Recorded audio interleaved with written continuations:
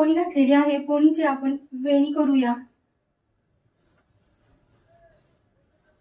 वेणी घालून घ्यायची आहे. रेग्युलर वेणी घालतो तसंच वेणी घालायची आहे. शेवटपर्यंत आपल्याला वेणी घालायची आहे. रबर लावून घेणार आहोत. पूर्ण शेवटपर्यंत वेणी घालायची आहे आणि रबर लावून घ्यायचे आहे. असा हा ब्रॉच घ्यायचा आहे आणि हा आपण यामध्ये असा टाईट लावून घेणार आहोत. एकदम वेणी टाकायची आहे.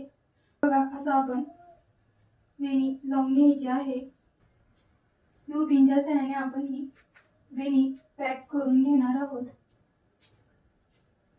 इकडेही यू पिनच्या सहाय्याने पॅक करूया. इकडेही यू पिनच्या सहाय्याने पॅक करून घेणार आहोत.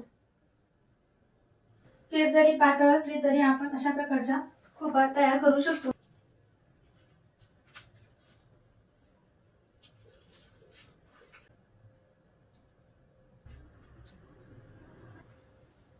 बघा सुंदर अशी ही खोपा हेअरस्टाईल तुम्ही करू शकता. खूपच सुंदर वाटते.